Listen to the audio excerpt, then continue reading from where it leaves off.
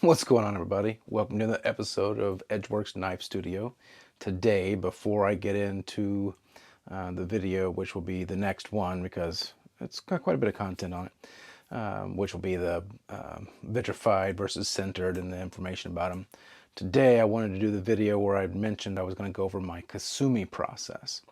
I just wanted to show you guys, this is going to be kind of a quick down and dirty one as far as how I kind of do a Kasumi that fits basically the aesthetic that I like. There is another level to it, which I'll go over in a different video because it's going to take longer. There are things like Kasumi powders, things like that that can and I do use in some of those situations, but to not have to go that full route, I will show you kind of it's almost a shortcut cheat method, I guess, so to speak. It's just one of the many ways because there's so many different ways. Basically, it's what appeals to you or the customer, depending on if you're doing it for someone or a friend. But for the most part, this, I'm not going to say it matches factory Kasumis to an extent, but it kind of gives the illusion, grants the illusion. But one of the things that does matter is it depends on the cladding and the knife steel that you're working with. Certain ones will act differently with these methods. It's kind of a trial and error type thing. I'll show you on a couple different knives today. I'll show you the one that we sharpened the other day to a 0 edge. Actually, this thing's been holding up beautifully with that edge. I've been using it. Still fairly sharp. I haven't really noticed anything as far as deterioration or degradation of the edge. I'll show you here real quick. I'll just run it through some paper. Yeah, I mean, it's not that I didn't believe in this knife or anything. It's just that I know that a lot of times with Aogami steel, running a quote-unquote 0 edge, which I guess technically it is, you don't always have great results because of the nature of Aogami, Shirogami, especially if it's Shirogami 1. It's pretty chippy stuff. But I'll show you this first. Just like I said, I thin/flattened this thing, and I did not put a bevel on it. It was dull. I ground it down on the bevel flats and brought both sides essentially to an edge. And this thing is, I mean, it is still wicked sharp. Anyway, so we'll do this one. I'll show you what it looks like on it. This is the Aogami 2. This is a different Aogami 2. This is the Hatsukokoro Bunka. That's the one that's a 63 Rockwell. I think this one is roughly about the same, 62 or so. Then I'll also do it on this Tosa. This is the inexpensive, what is this, Funahiki? However you say that. Man, my brain has been awful lately, guys. I think I'm losing my brain here. Fujihiki. Anyway, we'll do, I think that might be Shirogami, maybe. But I'll show you my process, so we'll get right into it. And like I said, the next video is going to be the centered and whatnot. I didn't realize how big that video was going to be. There's a lot to talk about, so I want to go ahead and do this because I want to get this out of the way. So without further ado, let's get there. And I hope you guys have been having a good week so far. Forgot to say that. And let's just check it out. So, you can use other stones, okay? The Altstone Fukami 300 works really well for this too. I've used it. This little guy, rock chill. But for me, what I've been using for some time now is the Morihei 500. The Hishiboshi, I believe, is how they say Hishiboshi Hi. Meka like a hi, meka hi ni ho. that's what I use. So I'll start here. My method for this quick and dirty one is typically this Morihei 500. I will sometimes, not always, move to this hard, well, actually it's kind of a, I think it's more of a softer, I have to double check. I think it's rated as hard, but it seems softer to me. I don't know. There's so many different varieties of stuff. This is it was sold to me as a hard alto. This is a great stone. I love it. And then my final step in the quick and dirty is like, this is one that's kind of the same thing. This is my Shiro Suita. Love these stones. I'm showing you both of these because I can use either or. What I may do is use both on different knives just to see if there is a difference. This one, of course, is a smaller one, probably better suited for straight razors or something like that. This one obviously being a little larger bench stone. One of my absolute favorite stones. It's my favorite because it's freaking gorgeous. Man, I don't know. I get excited about rocks. So anyway, we'll go ahead and start here with the Morihei. And let's just get her cooking. Let me do this one first. It's not very frosty or defined as far as the difference between the Clad line and the steel, the hard steel. So I'm going to go ahead. We'll get our Morihei wet. This has been pre-flattened. I flattened it the last time I used it, and I haven't used it in a while. Okay. I don't know if you can see it on that image, but the Morihei, actually, I think the entire line, uses natural stone. Yeah, you can see those little flecks. That's not anomalies in the camera or anything. They're all over. I mean, you can see them everywhere. It's natural stone. Couldn't tell you what. They don't really say. But it is a natural stone powder that they put in the matrix of the synthetic stones that they make. I don't remember the ratio, but I do remember there is a ratio to it. But there is a mix of synthetic and natural abrasives in this. So here we go. Let's just go ahead and get her started. Just like if you're thinning, same concept. The thing about the Morihei 500 is you can see it. Like if you're the one using it, it's hard to kind of see on camera, but the slurry that it makes, you know, when using it, where normally on a white stone or a colored stone, you would see the dark metal, you know. It kind of blends in with this stone because it is darker, and right now it is kind of turning gray, so that really does kind of help out, but it's still pretty well like blended in with the stone.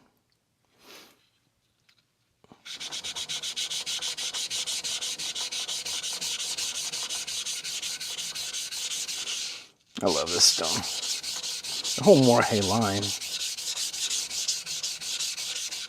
Something I haven't tried, and I don't think that I will. Man, that was almost bad. Is the 9000. It's not going to do a Kasumi. I believe it's going to polish up pretty good.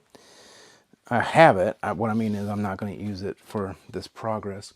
What I may do is on one of them, I may use it just for grins. But in case you've never seen it before, let me go ahead and show you real quick. Another favorite. Look at that beauty. It's called Karasu. I'm probably saying it 12 kinds of wrong. This is a 9000 grit. What a beautiful stone. Beautiful, beautiful, beautiful. I'm going to go ahead and set it aside over here. Nice and tucked away. Oh, get over there. There you go. I was lucky to be able to find that on sale. And I don't mean on sale like for a cheap price. I mean for sale. It was really hard getting my Morihei collection. They come in stock and they go as quickly as they come in. By the way, I looked at this just a second ago, and we're at a really good spot. So I'm getting ready to show you. Try not to remove the mud as much as possible, because it does help. But I want to show you something. It's going to be kind of unbelievable, actually. So you remember, it looked kind of like this. You got some splotchiness. You've got, you know, the kind of a more refined on the harder steel, right? How it looks kind of, let me see if I turn this off, if it does any better. Yeah, there you go. Now look. That looks almost as it did from the factory. That is just insanity to me. I mean, look at the definition between the iron cladding and then the core steel. So this stone really brings out the Kasumi. A lot of people keep this a secret, their formula for a good Kasumi. And I guess it's maybe because they charge for it when they do it as a professional. Ryan Swanson doesn't want to give his away, and I don't blame him. I mean, the guy's in business, but I want to share this with you. So again, look at this difference in definition here versus where we started. I mean, that just looks awful. All I did was run it over this Morihei. So you just give it just a little bit more. I'm going to swap the other side. Then I'm going to do a different knife.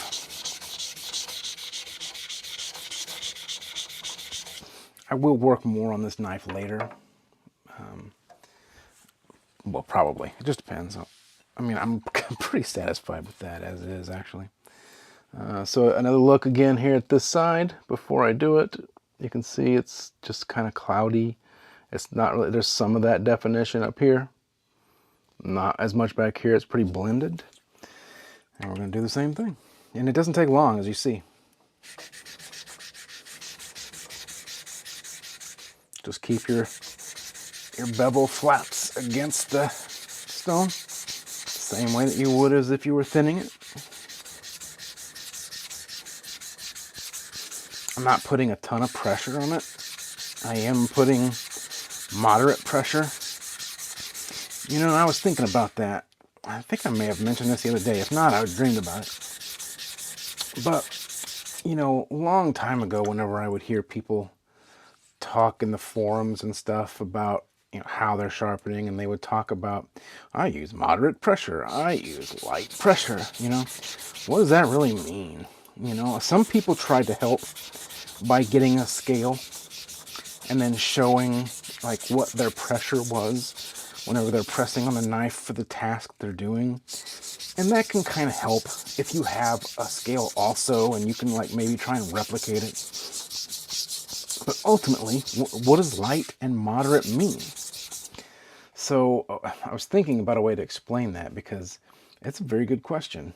And it may differ for you in other ways too, but I think the best way to do it is light pressure for me is if I put the knife, whether I'm making an edge or whatever, and I put my fingers on here and they're just resting, right? So we're just barely on there.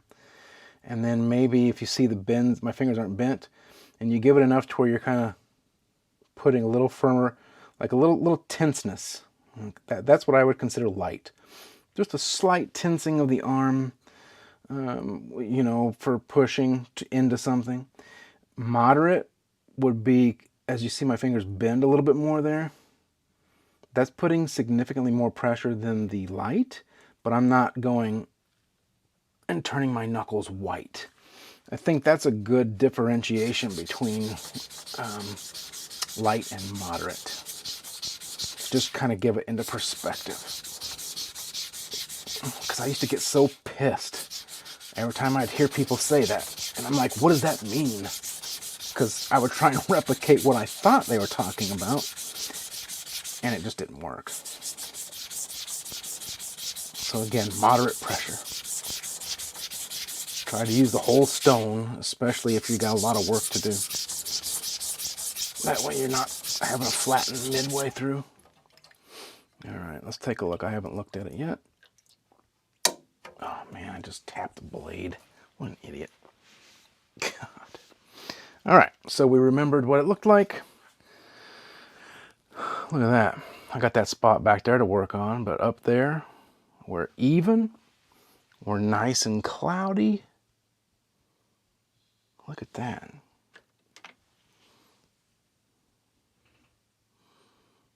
Man, that's just such a crazy thing for me. You know, back in the day, whenever I would ask about how to get that weird gray finish, is what I call it. This is, and again, this was a long time ago. It was hard to get people to tell me what it was they did. Some people just didn't know. What they would do is they would send a knife, and that was the end of that particular aesthetic, unless they sent it into either the factory or a professional. No, you can do it at home.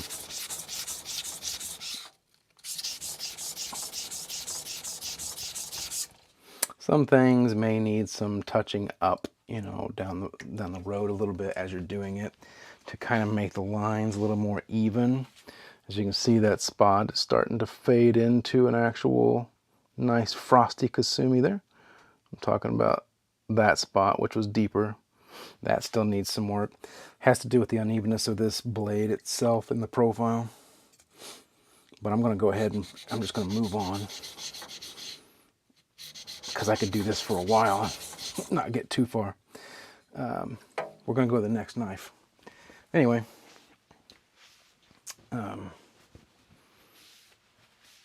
so yeah, the Morihei, the Altstone 300. I'm just drying this off because I'm going to be away from it for a little bit. I don't want it to oxidize. I'm going to set it over here. Yeah, just look at that. That's nice and frosty. We're not done. I'm going to grab another one. We'll grab this guy, because this is good. A good little before. It's kind of frosty. It's not very much though. What I'm going to do is, you can see like the core steel, I'm going to define it. Actually, this is the side I'm going to do. Derp.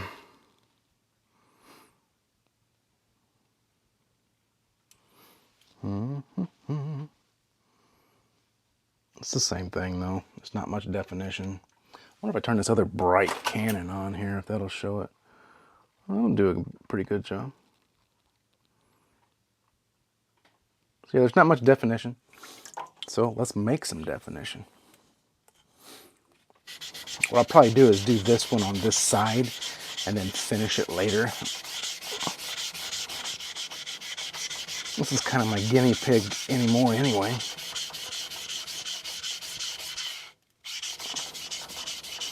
So I'll just focus certain spots. Use the whole stone. Go towards the middle. Making sure you're flat on those bevels, keeping the mud on. Add water if you need to. It doesn't matter how much. You can add a little or you can add a lot. You'll make more slurry, more mud, whatever.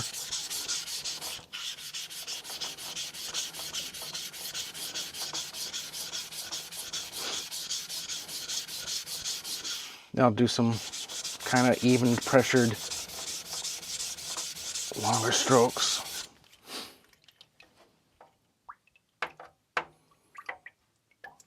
Okay, let's wipe her down. Now it may be too on this one, I'll have to pull some cladding back, because I haven't quite finished that on this knife. And in fact, yes, I'll need, this is a lot more of just cladding. So this isn't a great example. Let's take this little guy here. It's got some shiny, a little shiny.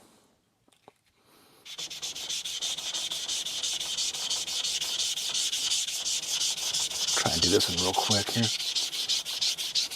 This isn't a process you want to speed through either.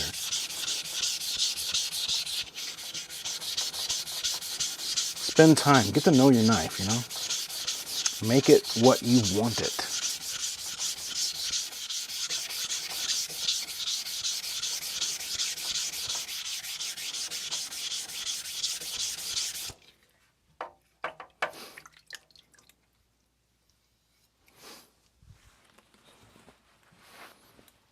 Oh yeah, holy crap. That one really reacted to that well.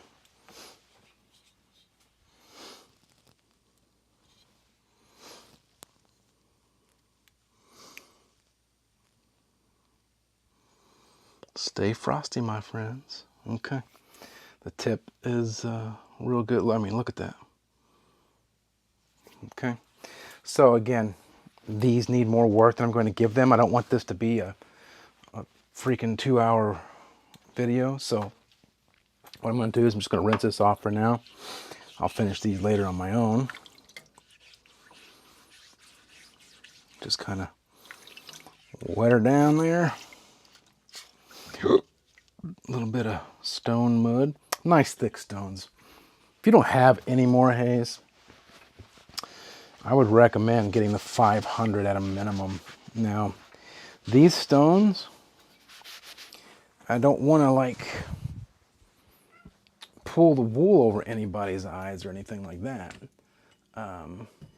But they are not super fast cutters.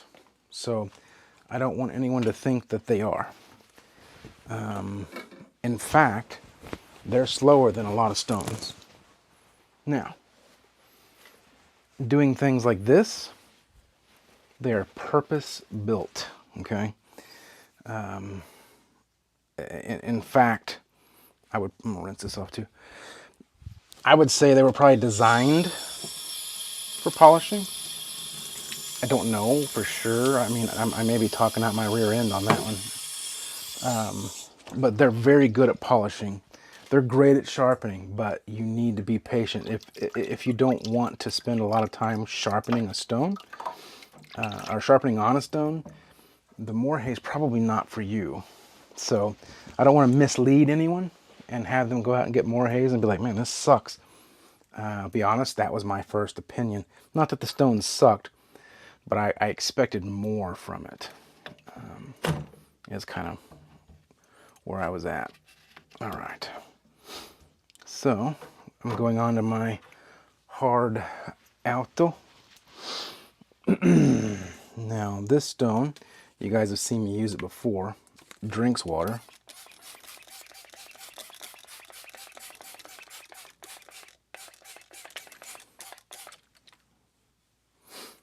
Let it get there a little bit. I'm going to use this little, what do you call it? This cheap little Amazon diamond plate here to bring up a little slurry on it instead of getting out my 140 there. This thing works fine for that.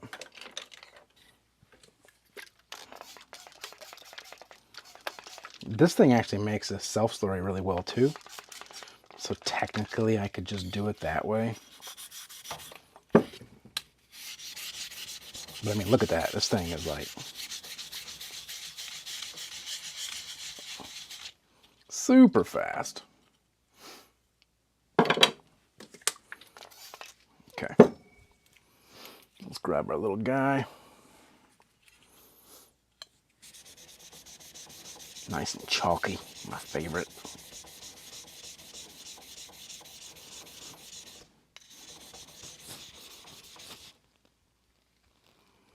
Yeah, I'm just checking the time here. A little dry. I probably should have let it soak a little water in for a little bit longer than that, but it's all right. I'm kind of rushing a little.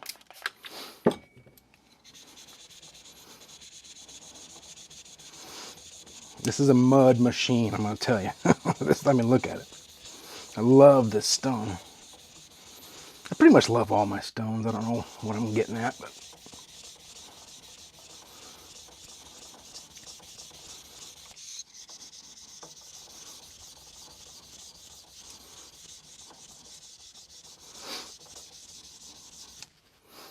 I mean, this thing, super mud. I'll just do this, screw it. Not really worried about grit contamination or anything.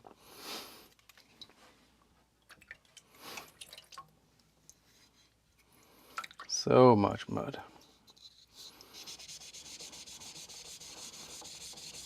It's a thinner stone as far as width goes, and that can kind of help you pinpoint certain areas.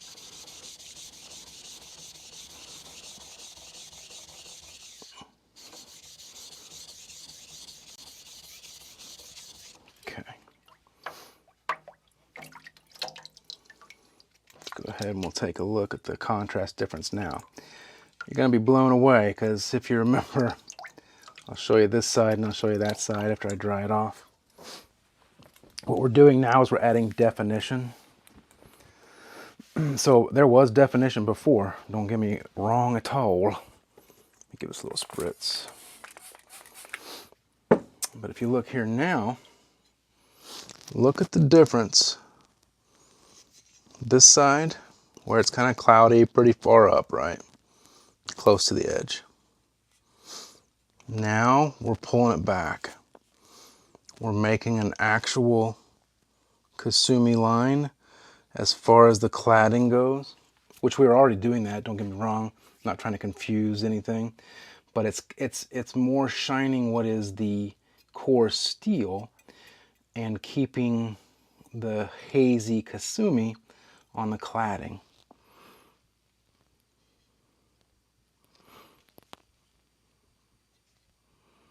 So I'm going to just do a little bit more here towards the tip because it does need some there. And then I'm going to go ahead and flip it over and do a quick few passes on this opposite side.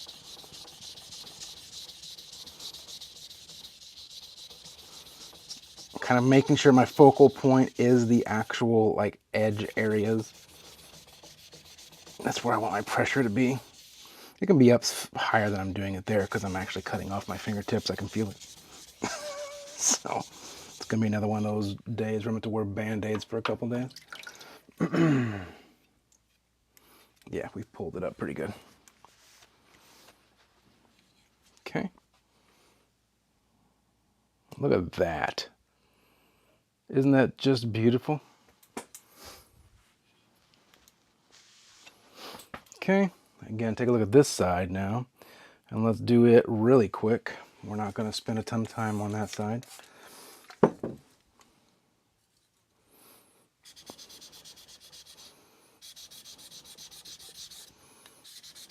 Trying to go down there and get some water.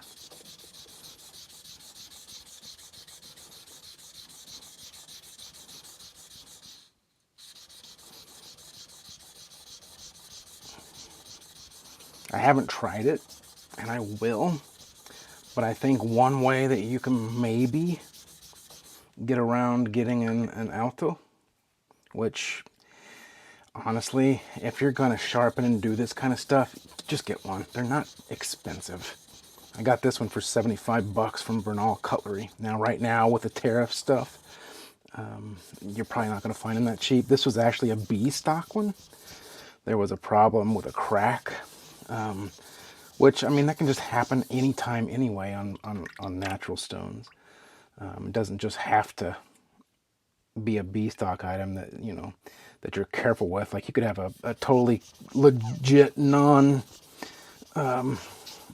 stock variety and, you know, too much moisture or not sealed right or whatever, and bingo, you get a crack. Or just I mean, it's a natural forming rock, so it could just crack no matter what you do. So anyway, just get one. They're super good for many, many, many reasons. Oop, man, that is muddy as all hell.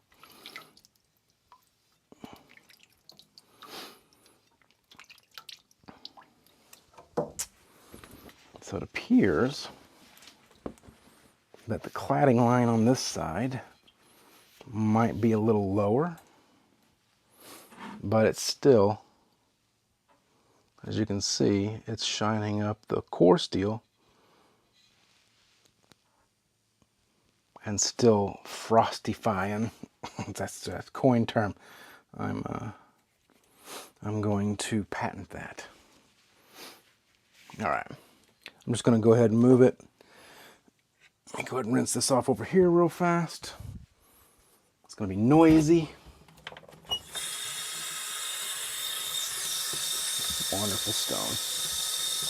Yeah, I can't recommend getting one of these enough. If this is the kind of stuff you want to do, it's good for a natural stone progression anyway. I'm sorry if you can't hear me too well over the sink. I'm just rinsing everything off. But if you're wanting to do natural stone progressions, it's a good one to have because it's kind of a, I mean, as we know, we don't grade natural stones with grit levels. You know, they're hardness levels. That one is probably like a 3, you know, 2.5, 3. But if you had to put a number on its grit level, it's anywhere between 2,000 and 3,000-ish, just kind of depending. All right. So this is a Shiro Suita. These are Shohanyama, I believe. I have to double check all that. One of them is Shohanyama for sure. I don't remember if it's the big one or the little one. They probably both are. Now, you can also make a slurry on this one. It also drinks water. They're a little thirsty, but they will self-slurry, and I want to show you that. I recommend raising somewhat of a slurry no matter what, but I do want to show you how quick this thing slurries, all on its own. So here we go. Another refresher on how amazing that looks.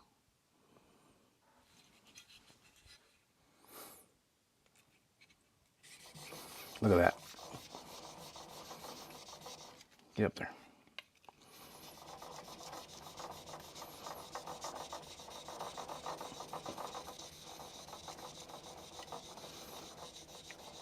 Pulling steel off. It's some of it's running off, so because it's slanted.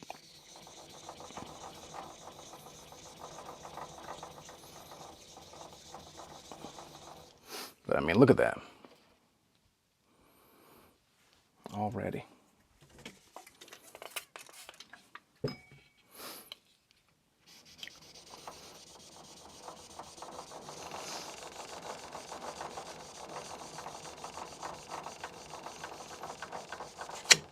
Oh, I just jacked that edge. Maybe not. I literally just slipped it off the side there. Huh, maybe not. Got a little overzealous.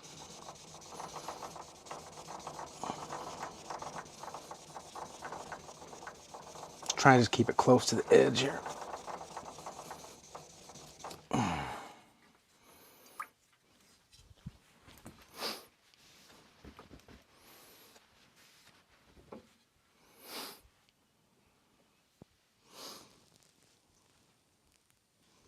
Now we got real definition. We got a little shine there on the actual core steel.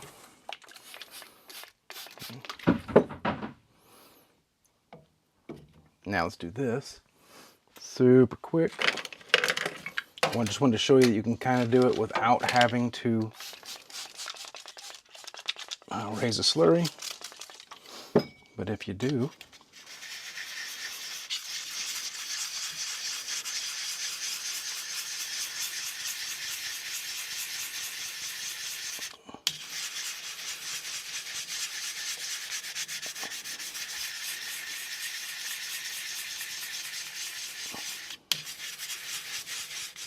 it smells so good. Smells like a fresh, like after a rainfall. You know how it kind of has that dirt smell? Oh, I love that so much. Reminds me of being a kid and outside when it kind of starts to rain. A little bit of agua.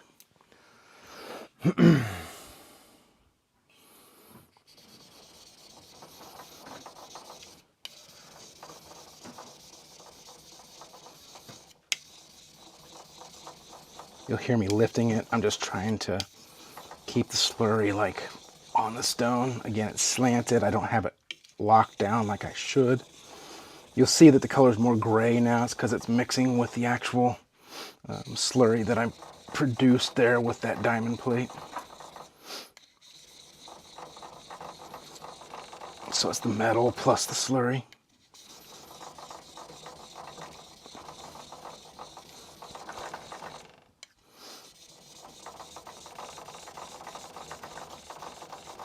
That's nice and fun sound, isn't it? I should have just used the big one, but I'm stubborn.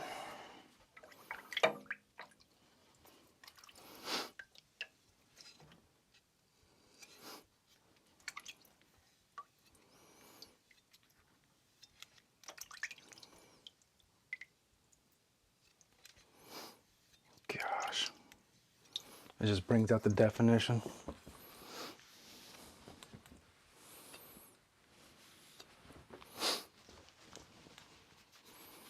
A little dryness.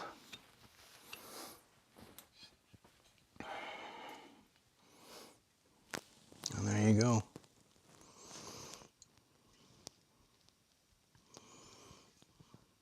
We do that.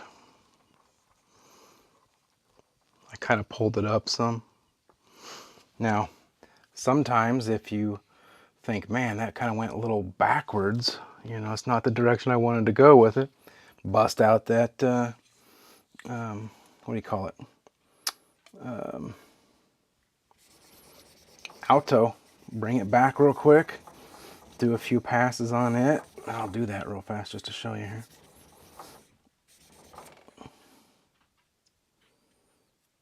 Just making sure the sides are even there. There.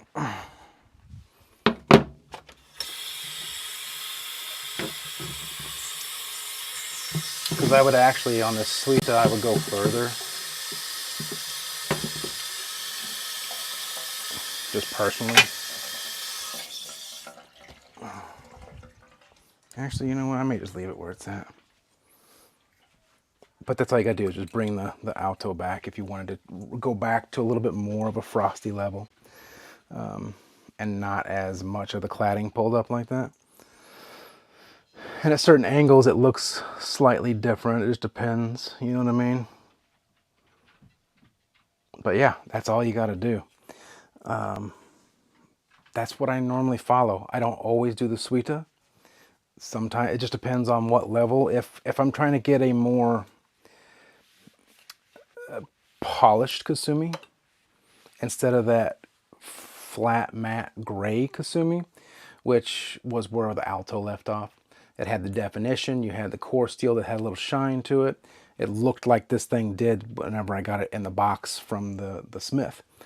You know, if you don't want to stop there and you want to go up, that's when you use the Suita. You can substitute. You can play with other stones.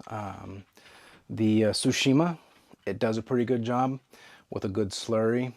It does have a little bit more shiny polishing kind of tendency to it. So again, if you have other stones, play around, see what works for you. The softer stones are going to do more of a frosty finish than your harder stones. It's not saying that you can't, but kind of a general rule of thumb to just think about is going to be the softer ones are going to give you that more matte kind of a hazy kind of a finish, where the harder ones, and like Suitas are known for being good polishers, they're going to give you more of a smooth blended frosted haze instead of a matte kind of a haze. So anyway, just food for thought. If you've never done a Kasumi finish before and were afraid to touch a knife because you're going to lose your Kasumi, there you go. You can do it in as easy as 2 stones. You know, just kind of experiment around. Those, like I said, that 500 Morihei, the 300 alt stone, I've been able to do it with the King 800, kinda. Believe it or not, the cheap Sharp Pebble Corundum. This is actually it's a clone of the freaking Sharp Pebble. I've been able to get a decent looking Kasumi off of that in the 400 grit realm. Just play around, you know, that's what it's all about. But those, as you saw, those two things are going to guarantee to get you the Kasumi. Even the 500 alone or the 300 Altstone alone are going to give you a good Kasumi that you can play with other stuff. So anyway, I appreciate you guys tuning in as always. You know, I couldn't do this without you. Hopefully you learned something, and I hope to, I'll have that video for the difference between sintered and vitrified diamond stones this weekend. Should be good and educational. But until then, I hope you guys have a great rest of the week. I appreciate y'all stopping by, and I'll see you then. Peace.